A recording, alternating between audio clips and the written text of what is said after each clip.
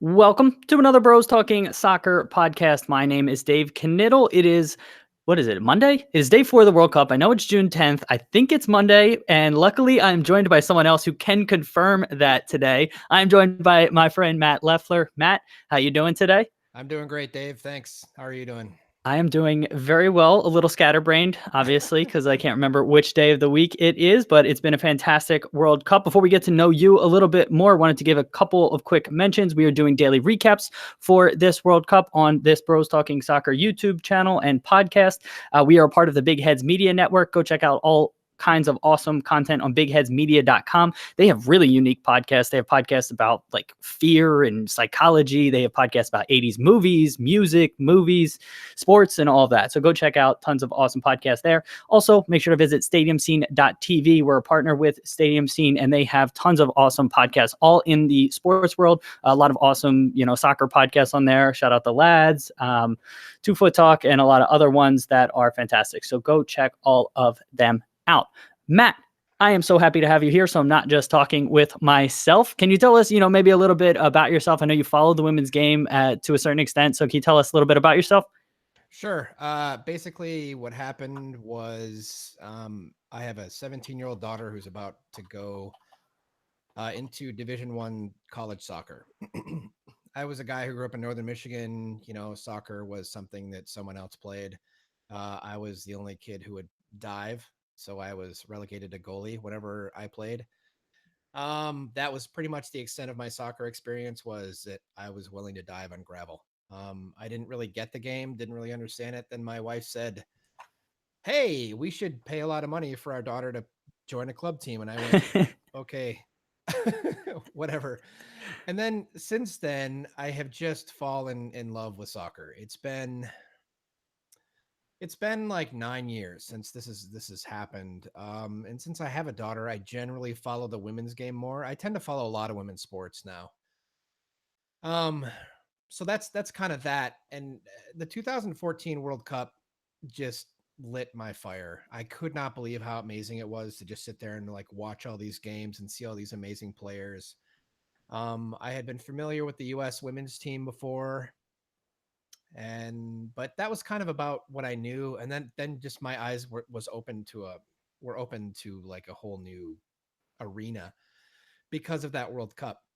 Um, one other thing about me, I'm married to a Canadian. My daughter's dual citizen, so we follow the Canadian team a lot. Lucky enough to live in the Seattle area. We have a professional NWSL team. We have the Sounders women. Lots of college soccer in the area. For Washington, like University of Washington, like Seattle University, they're both Division One. We just try to go to games. We were season ticket holders for the Rain for the longest time, and so just exposed to a lot of that stuff. So that's the long take about me. So there you go. Awesome. All right. Well, we're excited to have you on. You should have some, interesting insights. I'm just upfront. Haven't been following the women's game, certainly not as much as you. And so I'm just reacting to kind of what I'm seeing on the pitch. And I think you'll bring an awesome perspective here. So let's get into the matches. First one of the day, we had Argentina taking on Japan, and this resulted in our first draw of the World Cup, first 0-0 match. And so coming into the match, Matt, I wanted to give you the opportunity here because I know the broadcast early on brought up kind of how both teams prepared. And so, do you want to elaborate on that maybe a little bit? So first thing I want to say is Japan should have won this game. They gave the result to Argentina through how they played. That's what I think. However, with that said, Argentina was far more organized than I had ever seen them before. I had really low expectations for the team based on their results, but the broadcasters commented on how they played a bunch of college teams, um, United States college teams, before in preparation for the World Cup. Now I looked at their schedule. I don't have it up now, and they had played other international sides before and just got hammered by them. And I actually am wondering if playing these college teams allowed them to simply work on their game and work on their organization and really, really, really focus on those things without getting like the ball rammed down their throat, and allowed them to grow. And they won most of the college games. So it allowed them to grow in confidence because they are an inferior side to Japan technically, but they were incredibly organized. And so I think these college matches just simply allowed them to become more organized and grow as a unit. Now And this is build a confidence. yes. So it's kind of this genius move that nobody would have considered, right? Absolutely. Yeah. No, the broadcast was, again, highlighting, Japan was going against France, Spain, the Right. US, the powerhouses. And then they were kind of looking down on Argentina for doing that. But that's a fantastic call out by you because it really allowed them to sort of build some confidence going into this World Cup, getting hammered 10-0 back to back. I don't know how good that is for any team. And actually, before we get into the match, I wanted to get your thoughts. This is the first World Cup, Women's World Cup, I have been following where we haven't had those traditional blowouts. I mean, Germany won, I think, 10-0 in a relatively recent World Cup. And so we're not seeing those just massive blowouts. Now, the US tomorrow, we might see that a little bit with them going up against Thailand. And we can talk about that later. But I thought this has been the most competitive Women's World Cup. And so, I mean, what do you think about that concept? Well, I think it's right on. There's been lots of press talking about how there are basically 6 teams that could win the World Cup. There's the obvious 3 with United States, France, and Germany. But Japan, probably until today, was considered a contender to win the World Cup. Canada was a dark horse to win the World Cup. And I think the Netherlands was the other one, is considered a real contender. Oh, no, sorry, England was And considered. Spain, and I still consider Spain to be up there too. And Netherlands is another one that's a dark horse too. So we've never had this much investment on the planet in the world's game. You see all these European leagues popping up, and it's great. It's fun. We're finally getting things like actual financial support for the women's game.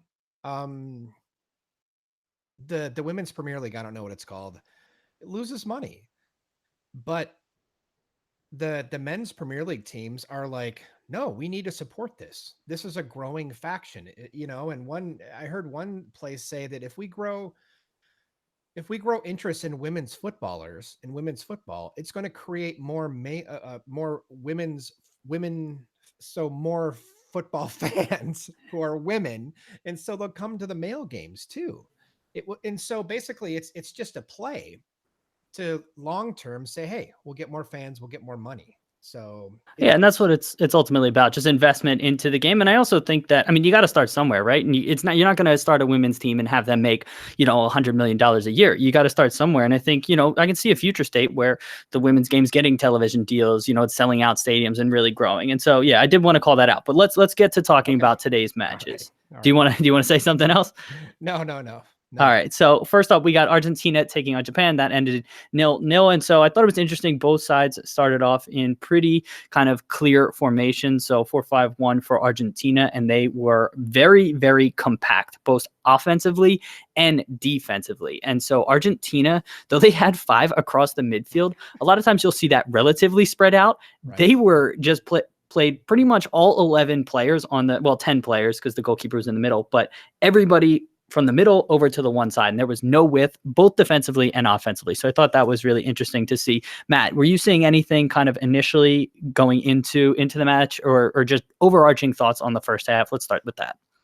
Not really. I was kind of amazed, like I had said earlier, about how organized Argentina was. They really kept that block, and to be fair, Japan didn't really do anything to break them out of that block either. They didn't start shooting from distance. They didn't start lining players up and making runs to create more space. They didn't. They didn't take. Japan is a wildly proficient technical team. They're incredibly technical, but yet nobody took on 1v1s. They never did things to create overloads. Yeah. And we kind of saw the same thing happen with the Spain-South Africa match sort of play out. So Spain, another technically proficient team. And again, they were trying to walk the ball into the net. They were passing. They weren't kind of taking those chances, like you said. I mean, even if they're half chances, you got to shoot sometime. You got to just do something to sort of make Argentina think. And I didn't think that they did enough of that. I was, however, impressed with Argentina's possession. They didn't have a ton of it, but when they got chances on the ball, specifically early in the first half, again, I think I just had such low expectations for them because of the broadcast and because of everything I had heard about them. I was somewhat impressed with their sort of hold-up play. I thought Benini was a very interesting player. I thought that she was not afraid to take on 1v2, 1v3 situations and still try to dribble through them. She didn't have an enormous amount of success, but even just players doing that just relieves a little bit of pressure off of Argentina and gives your defense a break where, okay, you give it to her, even if she keeps the ball for 10 seconds. I mean, that's just a relief where they can sort of reset. And so I was impressed with her. I thought that Japan really swarmed the ball defensively. And then my last note here before I noted a specific incident was James, the center forward for Argentina. Big, physical, and not afraid to mix it up. I was convinced she was going to get a card, and she had a number of fouls in the first half. I thought she calmed down effectively in the second half, but I was noticing her. I don't know if I was necessary. I mean, I was impressed with her to an extent, but it was more just that she was up there battling. It's a losing battle when you're the underdog as a lone center forward, and so she did her role very well. But Matt, any thoughts on anything I said there? Well, I was thinking about that, the number 9 for Argentina, James, she was slow. It was funny watching Argentina try to feed balls up to her because she wasn't quick enough to get on the ball at all. But she was just this lumberjack that made every Japanese player pay who got within her reach. And you could tell that after a while, they're like, okay, I don't want to be around this woman. Yeah. She was so much bigger and so much stronger than them. So, yeah.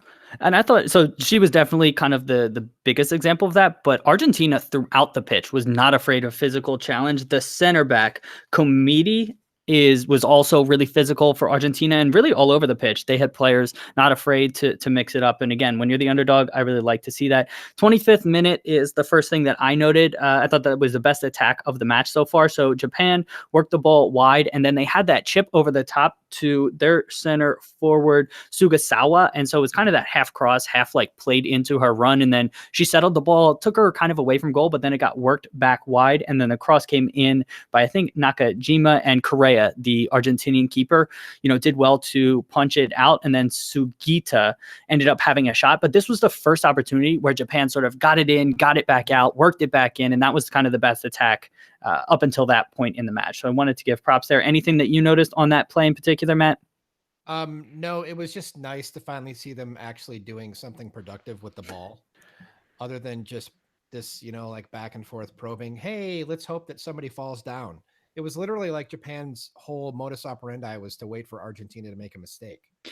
Yeah, absolutely. And so I thought that, it was interesting. I thought that Argentina, as the half wore on, they started to sink further and further back. As the half began, they were pressing up a little bit higher. And then I was kind of worried about them sinking too far back. Japan didn't end up making them pay, but that was something that you sort of noticed. And then in the second half, I think a similar thing kind of happened. They came out of halftime pressing a little bit higher and then started to sink further and further back. I thought Japan, they needed to move the ball a lot quicker. There were a couple instances where Minami, the center back for Japan, hit a long crossfield ball, and it just unbalanced Argentina because they were so compact. She only did it twice in the first half, and I thought that Japan needed to do that more, or at the very least, move the ball in, get it out, just move it quicker. They were just so methodical in possession and, played right into Argentina's hands.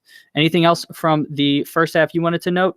Well, like you said about the long balls, it was really interesting watching Japan receive the ball because you could see their technical ability, how they brought balls down out of the air, and how they just stayed right there. It was really beautiful to watch. But the reality is every single time Japan got the ball in space, it was like they took a minimum of 2 casual touches, and then so every time Argentina was unbalanced, Japan allowed them time to set up to get into their shape. And so, but yet if they had been trying to slice through with one touch passing, which is what they did in, the 2011 World Cup and how they scored the goals in the 2 goals in the 2015 World Cup. They were just so fast, they were moving the ball so quickly. And that's what I was getting at. They just were so casual today. Yeah. And I think that, I don't know. A lot of these players, the broadcast touched on it. Japan is one of the youngest teams at this World Cup. Right. A lot of them are, haven't been in these situations before. I don't know if they got into their own heads and, kind of got away from their game. So maybe that played a role. Other thing I wanted to mention here, anyone who's watched these podcasts or listened to the podcast over the last few days knows I've been harping on short corners and the lack of defending. The Argentina did a really good job today of actually defending and sending the proper amount of defenders out to defend a short corner. And so they did a good job on that. And the last thing I noted from the first half is that Japan, for how physical Argentina was, I think throughout the entire match, but definitely in the first half, Japan picked up 2 yellows. Those were the only 2 yellows of the first half, and it was clearly like they were frustrated, and so Argentina just spot on. Anything else from the first half? Well, actually, it was really funny. I was just thinking about that and noticing that with what I wrote down here. That one card on Shizu that Benini drew, Mm-hmm. like Benini really played that up. That was such a soft card. Yeah. And it was funny. It was almost like the ref really drastically punished anything that Japan did, but had like a threshold for Argentina. Yeah, and this happens a bit with like players that curse a lot or something like that, where they can get away with like screaming at the ref, but someone who has like a nicer reputation, the minute they say something, like the ref kind of says this, they won't take it. So I think there was almost an element of that where Argentina was just fouling so much. So then when Japan kind of even committed a little foul, it was like, whoa, what are they doing? They don't do that, So that's a really good call out there. First half, just a couple stats: 61% possession for Japan, 2 shots, none on goal. And so that was pretty indicative of the first half, but really kind of indicative of the whole game. So halftime comes.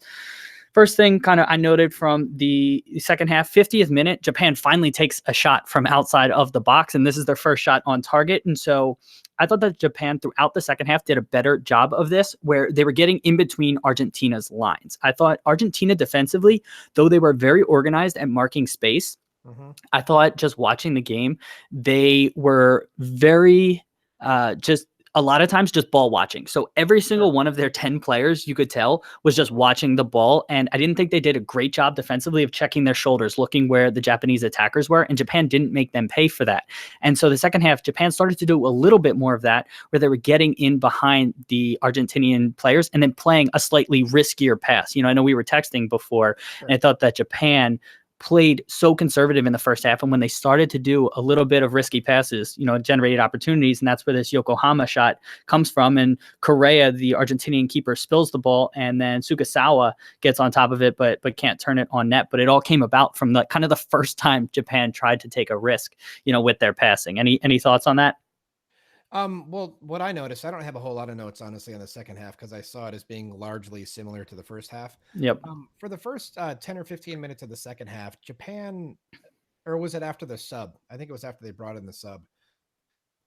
Japan, I thought was, and you and I talked about this, was switched briefly to a 4-2-3-1. And what they were doing is they were creating more space between their forward line and their midfield. And so actually Argentina had to step out more and then create more space for Japan to work with.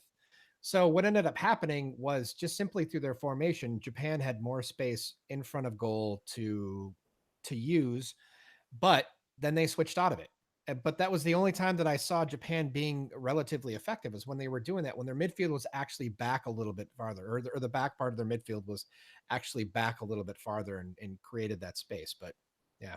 Yeah, that was a really good highlight there. I thought throughout the match, Hasegawa, the Japanese winger, and she kind of floated a little bit. I think she ended the match as a center attacking midfielder, but I thought that she was good and dangerous in parts and then just really kind of poor in other parts. I thought that she could have been a lot better, and she was kind of careless. And I know it's tough when you're sitting against a team that just is very defensively organized, but she was someone who I thought probably could have played better. I thought Japan had a couple instances in the second where they hit in early crosses before Argentina was back and kind of in their shape. And again, I thought that they needed to do more of that, needed to do more kind of unpredictable things, and they didn't necessarily do that enough. 56th minute, there was some good combination play between Shimizu and ended up coming with a low cross to Hasegawa, and she missed the target. This was another one, kind of one of their best chances of the second half.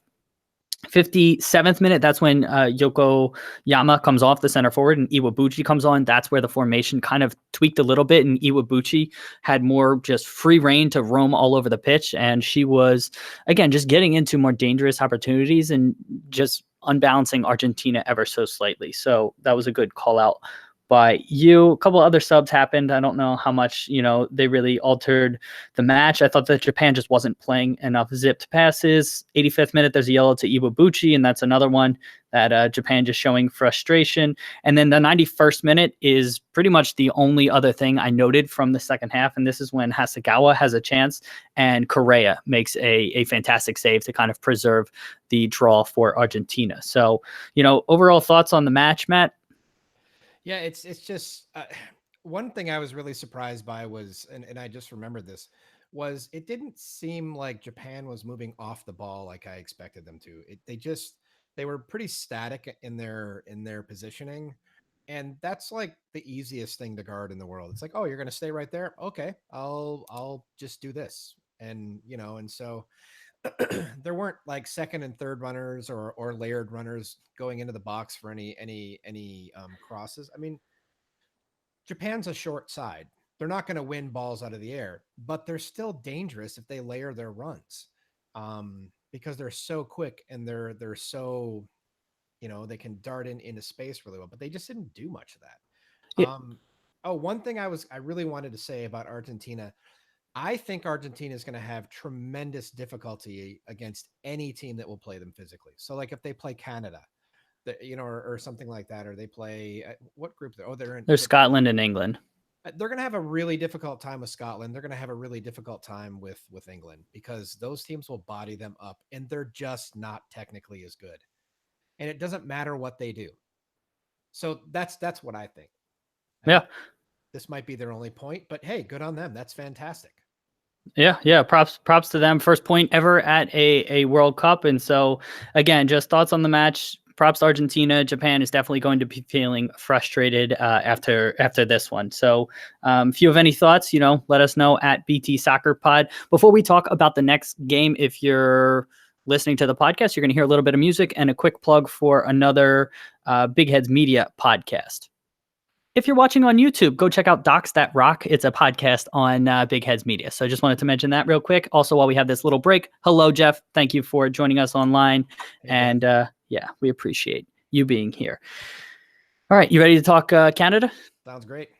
All right, welcome back from that short little break. And let's talk about the second match that happened today. Canada versus Cameroon. It just finished, and Canada prevails 1-0 in this one. Matt, any thoughts from the first half, or what were you expecting kind of coming into the match? So I expected Canada to be a little bit more dominant than they were. I expected them to score two. But then I realized that Cameroon's actually better than I gave them credit for being. And then having watched them at the last World Cup, they were kind of darlings of that last World Cup. And then going, oh yeah, that's right. I had written them off in the last one and went, oh, they got out of their group. And watching this game, I could see why. I was like, oh yeah, that's right. These guys are actually really fun to watch. They're they're a good side. So All right, there you go. And so I didn't necessarily have the same thoughts because I haven't followed quite as closely. So I knew Canada had a lot of, not that they've been exceptional at the women's level, but they've been relatively good in one of the world powers. And so I expected maybe them to dominate a little bit more. And then kind of it's the World Cup, and dominating performances don't generally happen in competitive World Cups. And so it's all about getting results. I've said that on numerous podcasts at this point. World Cup's about getting results, and Canada did what they needed. Canada came out in basically a 4-3-3, whereas Cameroon came out in very much a 4-5-1 shape, and that kind of morphed throughout the game, maybe into a 5-3-3 kind of. No, 5-3-2 kind of formation. The formation was kind of fluid, kind of maybe 4-3-3 as it went on. But first half, I thought that the first thing I noted was that Becky, and this happened throughout the game, clearly there was something that Matt, maybe you're more familiar with this team, but every single corner that Becky hit was more or less a driven ball rather than a curler. Is that something that they maybe normally do, or is that something that you think was unique to this? And if you don't have insight, I mean, that's fine too. But I wanted to ask that because that was the first thing I really noted. So I think Christine Sinclair is the target on the corners most of the time. She's tall. I think she's 5'9". She's actually incredibly proficient with her head. So it's a lot easier. It's a lot easier to generate power, off a driven ball rather than a curling ball, if it's coming in at a line drive. And so her being so good with her head, she probably could use that pace more. Um, that's the only thing I could think of really, because they do have another really tall forward, Jordan Heidema, but she's really young. She's 18. Um, so she's pretty good with her head, but she's no Christine Sinclair. But that was the only reason why I could think that they were doing that like that. Got it. Okay. And some of them were driven, but more or less, maybe driven wasn't the right word, but they were all like straight rather than Right. curved. And so maybe it was just putting it up there so that it's easier for the forwards to judge the flight path or something. First 4 minutes, all Canada, they were very much on top of Cameroon, and Cameroon didn't really get out of their own half until about 4 minutes and 8 seconds or so. They finally had a bit of pressure in Canada, and I think it ultimately generated in a corner. I thought for the first 15 minutes, Canada was interestingly very compact offensively. And so I thought that they didn't really have width. And right around the 15-minute mark, you could see some of the fullbacks finally get wide for Canada, specifically, I think Lawrence, and then the winger on that side, Prince, started to get a little bit more wide in possession and just space the game out. And that's something that I generally like to see in attack. It's not that compressed formations can't work. It's just you have smaller margins to get passes through. And so when you're attacking, I like a little bit more width. And so I noticed that. Matt, anything you noticed on that front? Well, it was pretty interesting watching through the 24th minute. Canada had 69% of the possession, which I was surprised by. And also, just to kind of back that your claim up, in the 24th minute, that was finally like when Prince from Canada, she went at two defenders and then tried to take them on rather than just kind of trying to drive kind of a narrow end line and then cross. And it seemed to create some chances. You know what I mean? It just to vary things up. Yeah, and then I think a minute after that, or maybe from that play, Canada has a corner. It ends up getting cleared back, and I want to say it's Zanorski. Who's the center back? Zanowski? Zadorsky. Yeah, I can't read my writing there. Zadorsky has a fantastic long ball out from center back out to the right wing, which was Becky, who was over on that side because of the corner, and then she drove to the end line, cut it back, and found Prince when she couldn't direct the ball onto net. But that was kind of Canada's first opportunity to really have a chance, and that all came about maybe directly after that Prince take on. I thought Cameroon throughout the match was going very, very direct, long balls, and that was pretty much their game plan. I did want to note Schmidt on Canada, specifically in the first half. She was all over the pitch, offensively and defensively. And Scott, I thought for Canada, so Canada's two center midfielders were exceptional, specifically keeping the ball kind of moving. Schmidt was a little bit more offensive than Scott, but Scott was so positionally good defensively. It was incredible. When the outside backs would get forward, she was right there to kind of snuff things out. And so I was really impressed with both of Canada's center midfielders. So I wanted to give them props there. Matt, any thoughts on that? Yeah, Desiree Scott is pretty much always a masterclass in how to play a number 6. She is so good. She plays for the Utah Royals right now. I actually happen to have a Utah Royals hat on. Oh, nice. Yeah, my daughter trained with one of the players on there for about 3 years. So yay. Anyway, but yeah, Desiree Scott is one of those players. She's little. I think she's 5'2" or 5'3". She's incredibly strong. She's incredibly technical. And she just makes the game look easy because she's so good at reading it. Sophie Schmidt has improved so much over the last, I think, 8 years, maybe 5 years that I've been watching her. Just they're neither one of them are incredibly fast players, but they're so good at reading the game, and they're so good on the ball. They're so good defensively one-on-one, and positionally they're outstanding. So yeah, I agree. They're really fun to watch in the midfield. Yeah, they did fantastic. I noticed right around this time, Cameroon, once they were getting within 25 yards of the net, they were pulling up and shooting. I mean, it felt like every other team at this World Cup is trying to maybe walk the ball in, get it closer. Even the teams that are counterattacking. I guess Jamaica would be the other one. Bunny Shaw was pulling up kind of when she was from within 25. But Cameroon, regardless of player, I mean, I sometimes love that because it's like, what the hell? Why not have a go? And so I thought that was an interesting strategy from them. The other, not the other thing, but another thing that I noted that was a lot of fun to watch, and really this was only in the first half. We didn't get too much of it in the second half, but Chapman versus Onguene, the battle between those two in the first half was great. So Chapman was the left back, Onguene was the right winger, and they were going at it, and they were both kind of having success. I thought Chapman probably got the better, and she was more or less isolated, kind of on her own in a lot of defensive battles, and she was winning a lot of them. So that was a lot of fun to watch, and both of them looked really competitive. It wasn't like there was a little bit of pushing, a little bit of afters, and it was just fun to watch. Matt, did you notice that battle at all? So Chapman's a really interesting player. Yes, I did notice the battle. Chapman's an interesting player. She's excellent 1v1 in her defending. She's quite fast. She is prone to playing. She's prone to yellow cards. She plays overly physically sometimes. But the interesting thing about Chapman is one, kind of watch her arms, because when she runs, her arms are always kind of like this. It's a really interesting like kind of quirk to her play. It kind of looks like she's flying. Yeah. That can't be efficient. That can't be like mechanically efficient to run like that. She is so fast and she's so balanced. I think because of it, it's amazing.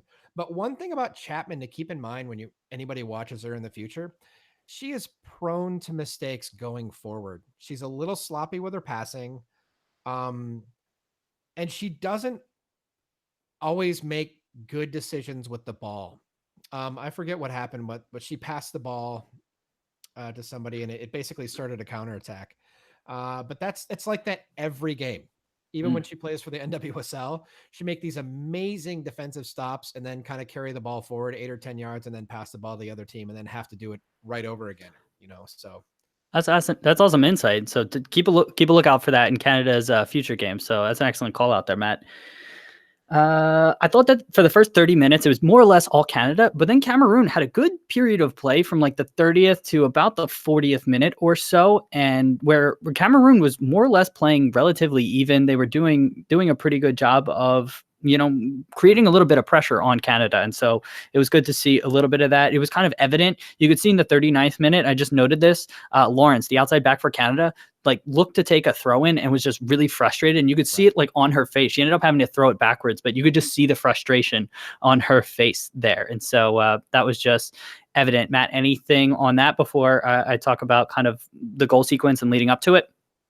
No, the only thing I have is that Lawrence had a chance to play in the NWSL and then didn't take that and went to play in France. I believe she plays for PSG. Same thing with Buchanan. They both went to West Virginia.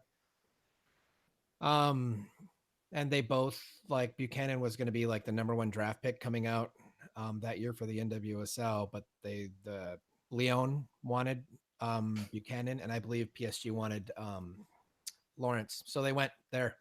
Probably make a lot more money. A lot more money, have more freedom. I mean, you're not drafted and have to go wherever you're drafted to. So I don't fault them whatsoever for doing that. But that's interesting insight. Thanks for that.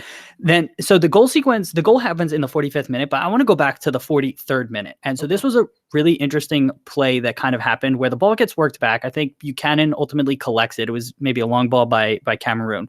And Buchanan plays it to the goalkeeper. It gets worked to Zadorsky. And then ultimately the ball gets Canada has great combo play and it gets worked forward. And so from that, eventually it goes into Sinclair, who's checking back to the ball. She touches it out wide to, I believe, Becky. And then Becky plays it over the top to Chapman, who was overlapping here. And so she hits a low cross to Price on the opposite side of the pitch, and it gets deflected out for a corner kick. And so this was a fantastic attack from Canada. And the reason that I'm highlighting this is because then there was a sequence of corners and the ball never really gets cleared by Cameroon. Right. And then, Canada gets their goal. But this all came about from a fantastic combination play and Canada attack that really deserved mention and probably deserved a goal in and of itself. But you can kind of give that play somewhat credit for the eventual goal. So I wanted to shout that out. You have something to say? Yeah, let me quickly cut in here. So when I first started watching Canada, that was not part of their repertoire. They were bruisers. It was like you were playing hockey on the soccer pitch. It was like plotting. It was like a plotting death squad, and then there was Christine Sinclair. And that's what they reminded me of. I didn't really enjoy watching them. I was That's one of the reasons why Sydney Leroux went to the United States. She didn't like their style of play. She thought the United States, which I mean, to be fair, she won a World Cup with the United States. So, um, but watching them play now and seeing how much they've evolved as a nation in terms of the quality of players that they're getting is ridiculous. And that play, that build up, and then not only that, the pressing and the acumen to keep that ball in there so close to Cameroon's goal to elicit all those corners was just incredible. Like it would not have happened before, like 5 years ago, it would not have happened. So Great insight, yeah. And so, I mean, yeah, I was very impressed with a lot of Canadian players today. But so the goal happens, and this was just again, I touched on it earlier. The corner comes in from Becky, who hit I think almost every single corner for Canada. And again, this one's a little bit more lofted, but it's straight. Again, it's not a curved ball, and so it more or less is almost like a teardrop to a certain extent. And Cameroon just does not track Buchanan whatsoever. The tall, powerful center back for Canada. And she just comes through, free header, fantastic header, right into the ground, good attacking header. That's what you want to do. And it goes in, and that's the game-winning goal, only goal of the game. Matt, anything you saw on that goal? I was surprised at how open she was. I didn't realize how open she was when she first got the goal. I was too busy yelling, like, yeah, at the TV. And on the replays, wow. They really laid an egg on that one.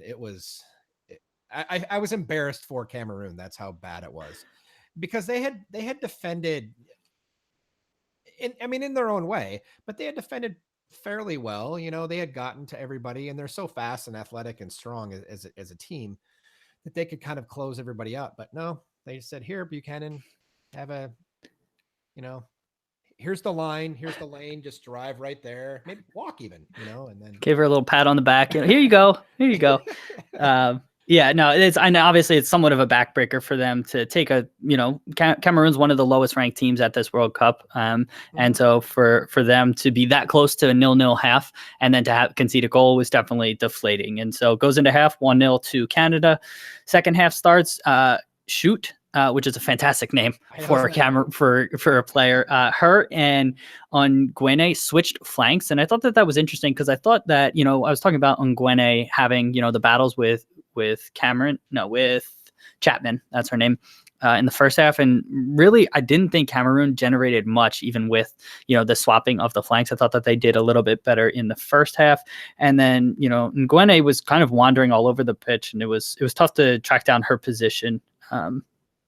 In general, Cameroon, if you're an underdog and you get opportunities, specifically corners and things like that, Cameroon's set pieces, specifically corners, they had a couple of free kicks that were somewhat tolerable, but the majority of their corners were so disappointing. Like some of them were just mishit, some of them were just misdirected, just the accuracy was terrible. And so I noted that because that was really disappointing if I'm a Cameroon fan to watch that happen, because you work so hard to defend and then you get an opportunity in the attacking half, and to be let down from that is pretty disappointing. Matt, any thoughts on that?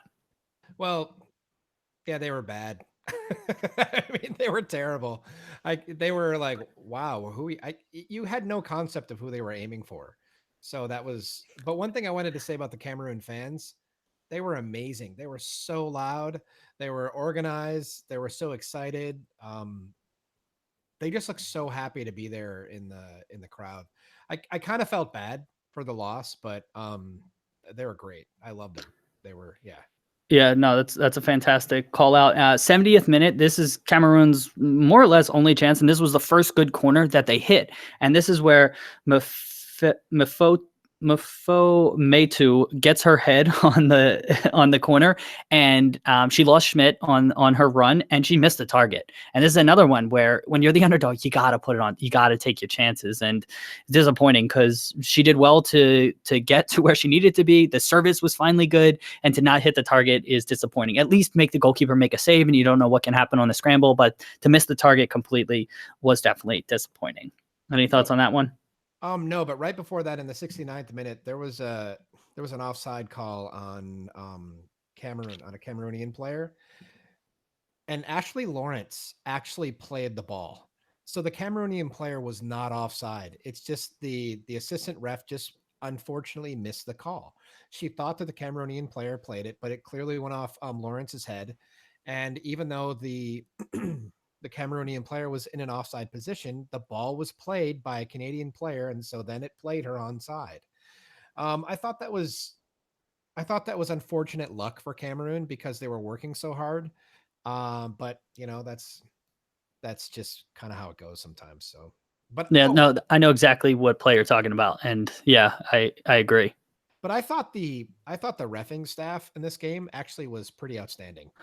It was really interesting. They touched on it. The center official had played in 2 World Cups, and Right. she's refereeing her second World Cup now. And so, I mean, that's incredible because like to have been good enough as a player to make it to the World Cup, and then to basically, I mean, when you then become a referee, you kind of got to start back over. And so to then work your way up to being good enough to then being chose for a World Cup and still be eligible enough, like from an age and from a health perspective. I mean, props to incredible from her.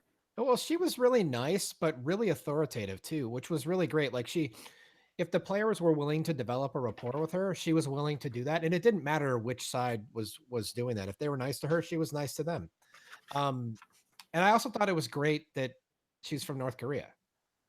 And so this is going to be typical American. I often wonder like how many players and people from that country get like world class opportunities like this. And she did a great job. I think that this is one of the better ref matches I've seen so far. And there've been what? So this is the sixth match, and this was probably the best one. Yeah. Yeah, no, I've been really impressed overall with the refereeing. I can only recall maybe 1 or 2 matches where I thought that the ref may have, could have done better, but I think, just comparing to the Men's World Cup last year, although the Men's World Cup, actually, the refereeing is pretty good standard as well. But overall, comparing it to club level, which is mainly what I'm watching, I mean, this is just a much higher level of standing. So that's a fantastic call out.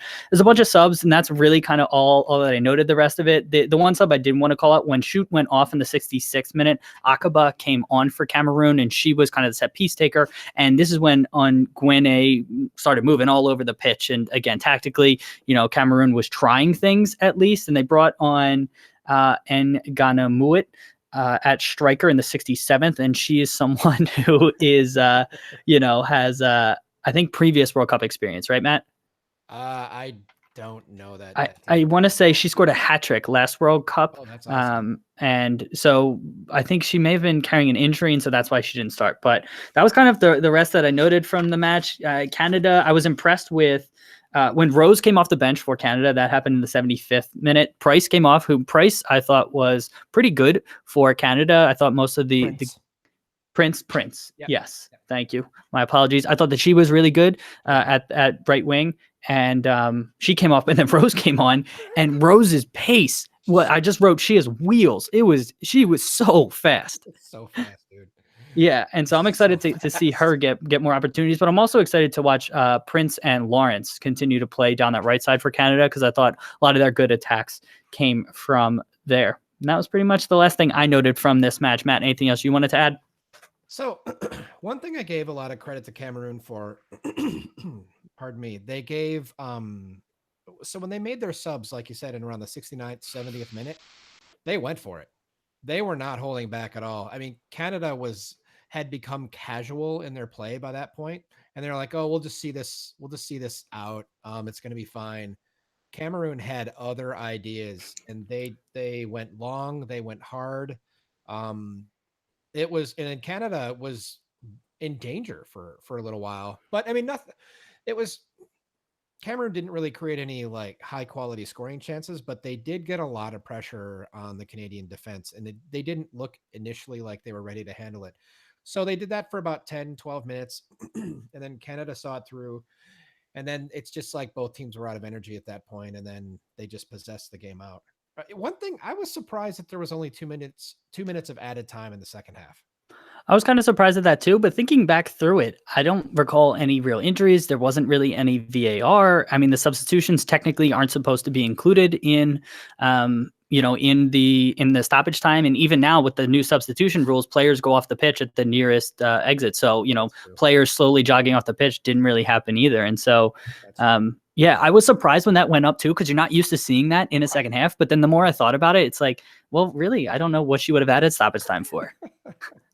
Yeah, that's a good point. I just expected the token 3 minutes at the end of Yeah. the game. So Yeah. But overall, I've touched on it before. It's all about getting results. Canada, fantastic start. 3 points. That's all that really matters. And yeah, props to Cameroon for going for it, making those attacking subs, not worrying about goal difference. And, ultimately a 1-0 loss is not going to crush you. I think that it's a tough group and they'll find it difficult to get out. But good performance and excited to watch them continue to play. Anything else you want to add before we talk and preview about tomorrow's matches? no, sir.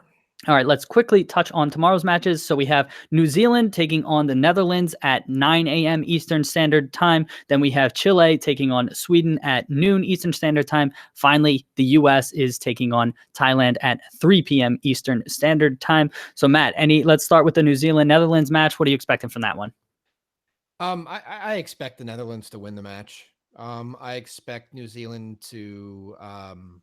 They have Tom Sermanni, who's a former United States coach. He was forced out after a poor showing at the Algarve Cup before, I believe, the previous World Cup. Yeah, the 2015 World Cup. Yeah, and Jill Ellis took over for him, right? Correct. And then he has since coached like the Orlando Pride. He's a player's coach. He's tactically astute. He's good at. He's a good coach a lot of times, not always, at making the sum greater than its parts. So I expect New Zealand to do okay. I don't like I said, I don't think they're going to win. If I was going to call this, I'd probably say 3-1 or 2-0 to the Netherlands, but a good performance by New Zealand. So that's how I see that game. All right, yeah, and I'm in agreement. Netherlands reigning European champions, Euro champions on the women's side, and I'm expecting big things from them this tournament. One of my dark horses in this one, so excited about that. And yeah, expecting a Netherlands win. Next match, Chile versus Sweden. I mean, I think that Chile is going to struggle in this one, and I think Sweden is going to do very well. But Matt, what do you think is going to happen? I think exactly the same thing, but I don't know anything about Sweden's attack right now. They're always so stiff defensively that Chile is going to be lost. If they score, I think it'll be a miracle. So, yeah, I think this Group F is probably the weakest group at the World Cup. So the U.S. and Sweden are very, very strong, and it's not a reflection on them. It's more a reflection on most of the other groups have at least 3 teams that you could realistically see coming through. It's really tough to see Chile or Thailand being that one of those third teams to come through. Chile making, I think, their World Cup debut, and they came through second in the Copa America Femenina. I think that's how they qualified for this. Okay. But again, just not a lot of historical information to go to. Making your debut at a World Cup is tough. And so going up against a strong side like Sweden, I think they might struggle. And then the U.S. match versus Thailand is a similar one. I believe this is Thailand making their debut, or this might be their second World Cup. Yeah, okay. Yeah. So it's their second. But again, the U.S. is very strong. And, well, Matt, what do you think is going to happen in this one? I think Thailand's going to get crushed. I think that Jill Ellis is going to play her strongest lineup. I almost think it's one of those games that you wish was happening later in the group so she could rest players. I don't think Thailand has a chance, but look what happened to Japan today. I thought that Japan was going to win that game 3-0. That's what I thought. I didn't think Argentina was going to look quality in any way, so who knows? I mean, maybe Thailand gets lucky on a thing and then pulls.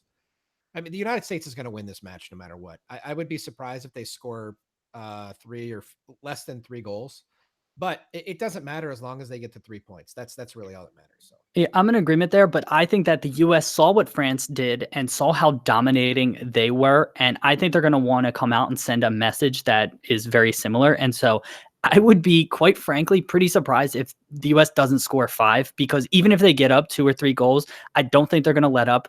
Jill Ellis is constantly saying in press conferences, this tournament is about scoring goals. The roster that she brought is there to score goals. It's not very defensive. And so I think that the U.S. is going to come out very aggressive and not take their foot off the gas. And this could be an ugly one if you're a Thailand fan, and it could be a heavy U.S. victory. Well, I mean, like, what happens if you bring off Alex Morgan, you bring on Kristen Press, who's faster than Alex Morgan? You know, it's like, oh my God.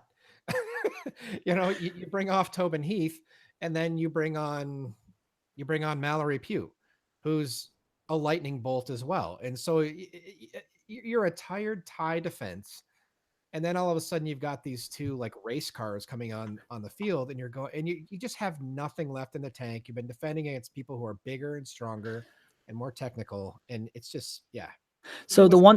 So you have a little bit more familiarity with this team than I do. What if Thailand comes out and is similar to Argentina, just very compact, very defensive? Does the U.S. have enough creative-wise? I know Tobin Heath is pretty good. I know Rapinoe is pretty creative and can serve in the crosses. Do they have enough to break down a really compact defense, in your opinion? So I have an unpopular opinion about this. I think that going to France and playing with Lyon for the 5 months that Alex Morgan did, I think it really improved her hold-up play. I think she's actually blossomed into a multi-dimensional number 9 rather than just somebody who, hey, kick the ball hard, I'll run onto it. So I think she's better at passing. I think she's better at seeing passing lanes. So the long answer is yes. And then what'll happen is if Thailand plays in a low block, Ertz is going to get forward. Ertz is a pretty creative player. People don't give her passing ability enough credit. Lindsey Horan, even though she's a human bludgeon, is an outstanding passer. And she's so good at taking long shots. And you can't, she could have like 2 Thai players on her and then still get a shot off. She is so strong and so deadly. All with that said, though, she's been nursing some sort of an injury coming into the World Cup. So who knows what's going to happen there. I don't think the United States will have much problem with getting through. I think they'll just start shooting from distance is what'll happen. And then they'll probably score. So. All right, there you go. There's a very confident prediction from Matt there. All right, so shout out Jeff, who joins us a lot on YouTube. I forgot to do this at the end of our day, but we're gonna start doing this. It was his suggestion. So goal of the day. So today's goal of the day should be an easy one. It's the only goal of the day, and so great service by Becky and nice header by Buchanan. Matt, any other thoughts on our goal of the day? I think that's the one. All right. Yeah, but save of the day. Again, there wasn't a ton of great shots in this one. Definitely not on target. So I'm going to have to give it to the save by Correa in the 91st minute on Hasegawa at the end of the Argentina versus Japan. Matt, did you have another save of the day or any comments on that one? No, I like that save a lot. All right. And then the last one, moment of the day. I have mine. Matt, do you have a moment of the day that sticks out in your mind?